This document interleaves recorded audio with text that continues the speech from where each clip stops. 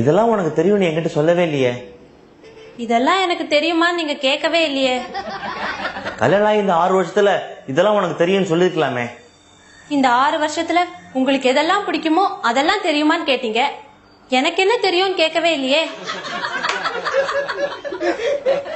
ரமணி, இப்ப கேக்குறேன், உனக்கு என்னெல்லாம் தெரியும் சொல்லு.